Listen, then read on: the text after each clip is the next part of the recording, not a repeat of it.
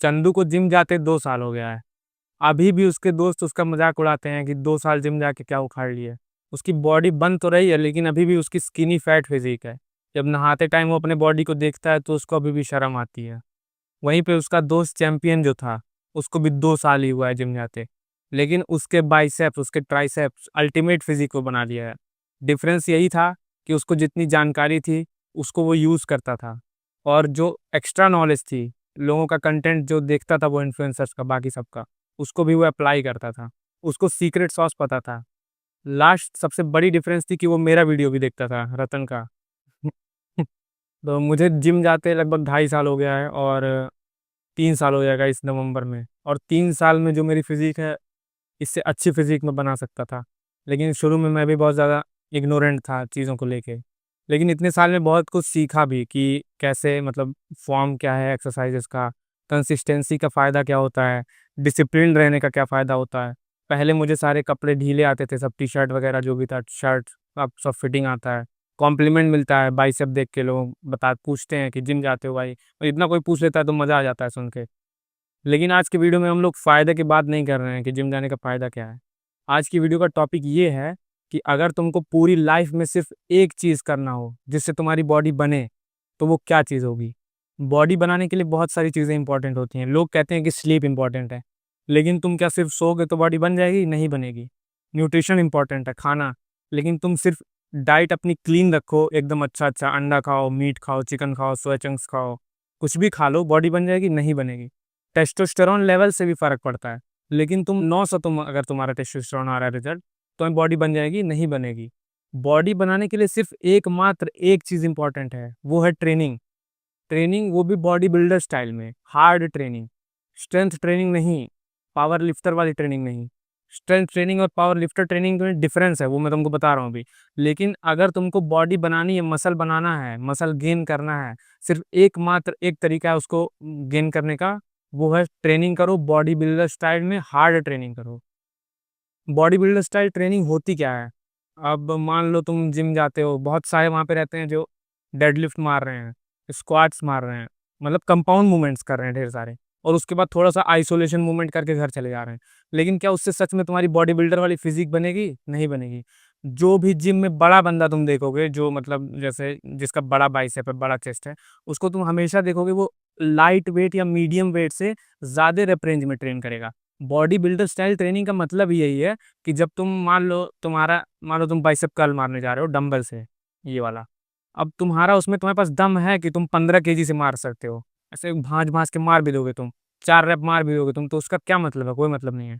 तुम्हारा बाइसेप तब ग्रोथ होगा जब तुम 15 की जगह 7.5 किलो का, 10 किलो का डंबल ले लो, लेकिन तुम 12 से 15 रेप रेंज में ट्रेन करो, 8 से 12 भी नहीं। लोग कहते हैं कि हाइपरट्रॉफी के लिए 8 से 12 रेप रेंज अच्छा होता है, मैं कहता हूँ नहीं होता है। 12 से 15 रेप जब तुम करोगे लाइट से मीडियम वेट में, हाई वेट में नहीं, जो तुम्हारा, पहली बात तो पीआर वगैरह बनाने की जरूरत ही नहीं है। तुम क्या करोगे पीआर बना के जब तुम्हारी बॉडी नहीं बनेगी? ज्यादा वेट उठा के करोगे क्या? चोट लगवाओगे, वो अलग। जब तुम 12 से 15 रेप रेंज में ट्रेन करोगे लाइट से मीडियम वेट लेके, तो तुम्हारी हाइपरट्रॉफी होगी, तो तुम्हारा पंप होगा, तब तुम्हारा बॉडी बिल्डर स्टाइल जो है ट्रेनिंग होगा। बहुत सारे इस समय मतलब इन्फ्लुएंसर्स हैं, यूट्यूबर्स हैं, या कंटेंट क्रिएटर जो भी हैं, और सब मतलब डॉक्टर हैं, या कई सारे साइंस वाले भी हैं, साइंस बेस्ड जो यूट्यूबर्स हैं, सब कहते हैं कि मतलब आइसोलेशन मूवमेंट के साथ कंपाउंड लिफ्ट्स भी ज़रूरी हैं, और 8 से 12 रेप मारो तो बॉडी बन जाएगी। हैवी वेट मारो, सारा सेट तुम्हारा हैवी होना चाहिए। भाई जब तुम्हारी खुद बॉडी नहीं बनी है तो तुम दूसरे को कैसे बता सकते हो? जो बनाया है वो ना बताएगा। मैं कहता हूँ कंपाउंड लिफ्ट एक भी ना करो, सिर्फ तुम केबल्स यूज करो, मशीन्स यूज करो, फ्री वेट्स यूज करो, जैसे डंबल, बारबेल, ये सब यूज करो। चेस्ट प्रेस मारो, मशीन स्पिक मशीन वाला मारो, अगर तुम्हारे पास स्पॉटर नहीं है तो। सारा एक्सरसाइज जब तुम केबल्स में, मशीन्स में तुम हैवी वेट लगा के भी तुम फेलियर सेट्स मार सकते हो, 12 से 15 रेप मार सकते हो। कंपाउंड मूवमेंट्स में तुम मारोगे तो रिस्क रहेगा। रिस्क लेने का काम क्या है? ज्यादा दिन तक एक्सरसाइज करोगे, ज्यादा बॉडी बनेगी, सीधी सी बात है। दूसरा पॉइंट है कि तुम चीट करो रेप्स को, जब तुम्हारा खत्म हो जाए, मतलब जब तुम कर चुके हो पूरा रेप, तुम्हारे पास और ताकत नहीं बचा है, तो तुम चीट रेप्स मार सकते हो। लोग कहते हैं कि चीट रेप्स बेकार होते हैं, नहीं बेकार होता है। जब तुम्हारा पूरा एनर्जी खत्म हो गया उसके बाद तुम चीट रेप्स जब मारोगे वो फायदा करेगा। तुम स्पॉटर ले लो, तुमको नहीं चीट रैप करना है, तुमको लगता है नहीं होगा, तुम्हारे पास कोई बंदा होना चाहिए जो तुमको स्पॉट करे, और तुम तब तक मारो जब तक तुम्हारा स्पॉटर भी फेलियर ना हिट कर जाए। पहली बात तो तुम मारो जब तुम्हारा सेट खत्म होने वाला है और तुम फेलियर हिट कर गए हो, तब अपने स्पॉटर से कहो कि अब पकड़ो, और उसके बाद तब तक मारो जब तुम्हारा स्पॉटर भी कह दे कि अब हो गया, रख दो, तब जाके उसको रखो, तब बनेगा मसल। सीधी सी बात है, अगर मसल चाहिए तो मसल के लिए ट्रेन करो, स्ट्रेंथ चाहिए तो स्ट्रेंथ के लिए ट्रेन करो। स्ट्रेंथ के लिए ट्रेन करने का स्टाइल ही पूरा अलग होता है। उसमें होता है कि 4 से 5 रैप, 6 रैप मैक्सिमम मारते हैं ज्यादा वेट के साथ, बस यही स्टाइल होता है उसको ट्रेन करने का। लेकिन अगर तुम मसल बिल्डिंग कर रहे हो तो तुम 8 रैप से कम मार रहे हो तो बेकार है। लेकिन मैं तो कहता हूँ 8 क्या, तुम 12 से 15 रैप, 20 रैप मारोगे जब, तो तुम्हारा अच्छे से बनेगा। दूसरी बात, पीआर हिट करने का कोई मतलब नहीं है।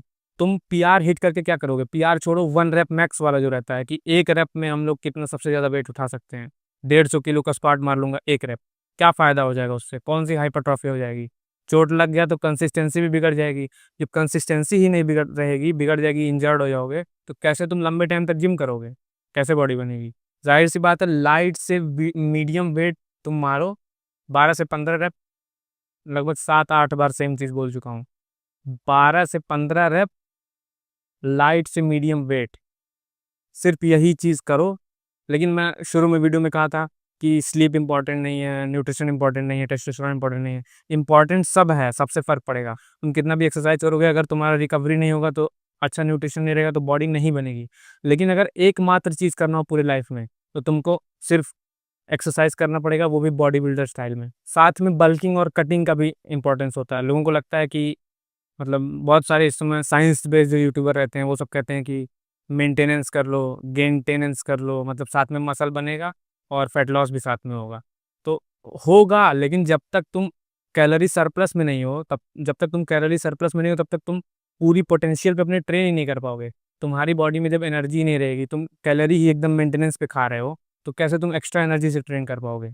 जब तुम एक्स्ट्रा कैलोरीज लोगे तो एक्स्ट्रा वेट उठा पाओगे, एक्स्ट्रा वेट उठाओगे तो एक्स्ट्रा मसल बनेगा। इसीलिए बल्क और कट का पीरियड बहुत जरूरी होता है बॉडी बिल्डिंग में। तुम जब बल्क करोगे अच्छे से, एक्स्ट्रा खा रहे हो, भले थोड़ा सा फैट गेन हो जा रहा है, कोई दिक्कत नहीं है। जब कटिंग करोगे तो वो सारा फैट हट भी जाएगा उसमें। बल्क और कट, जितने भी बड़े बॉडी बिल्डर्स हैं, जितने भी मतलब जो भी सारे जो इन्फ्लुएंसर्स हैं, अपने इंडिया में भी ढेर सारे जो इन्फ्लुएंसर्स हैं, सारे सब बल्क और कट करते हैं। कोई भी ऐसा नहीं है कि सिर्फ मेंटेनेंस कर रहा है, ये कर रहा है, वो कर रहा है, वो सब फ्रॉड है, उसका कोई मतलब नहीं है। बल्क करो, अगर तुम 50-55 किलो के हो, 60 किलो के हो, बल्क करो बिना सोचे। तुमको लग रहा है तुम्हारी बॉडी में फैट ज्यादा है, नहीं है, कुछ नहीं है। बल्क करो, 70, 75, 80 किलो तक बल्क करो, उसके बाद कट करके फिर से 60 केजी तक आओ, बॉडी बनेगी अपने आप।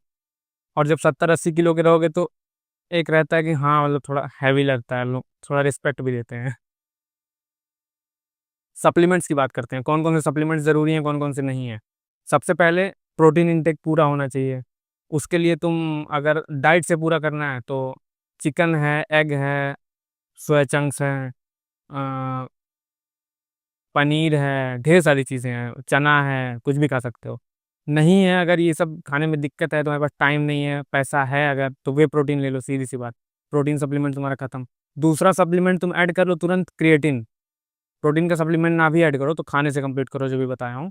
क्रिएटिन को तुम ऐड करो। क्रिएटिन नेचुरल चीज़ है, मतलब ऐसा नहीं कि वो फैक्ट्री में बना के कोई स्पेशल तुमको स्टेरॉइड दे दिया गया, ऐसा कुछ नहीं है। मसल्स में पहले से ही क्रिएटिन रहता है, लेकिन उतना काफ़ी नहीं है। क्रिएटिन ऐड करने का फ़ायदा ये होगा कि तुम हार्ड ट्रेनिंग कर पाओगे। जब हार्ड ट्रेनिंग करोगे तो ज़्यादा बॉडी तुम्हारी बनेगी, ज़्यादा मसल पंप होगा। अच्छा, दूसरी बात यह है कि साइज़ भी बड़ा दिखाएगा क्रिएटिन, तो क्रिएटिन को ऐड कर लो अपने उसमें। तीसरा चीज़ ऐड कर सकते हो, ओमेगा 3। ओमेगा 3 को ऐड करोगे तो मैं पिछली वीडियोस में बता भी चुका हूँ कि तुम्हारा हार्ट हेल्थ, जॉइंट हेल्थ और रिकवरी और इन्फ्लामेशन, ये सब अच्छा रहेगा, तो अच्छे से तुम जिम में परफॉर्म कर पाओगे।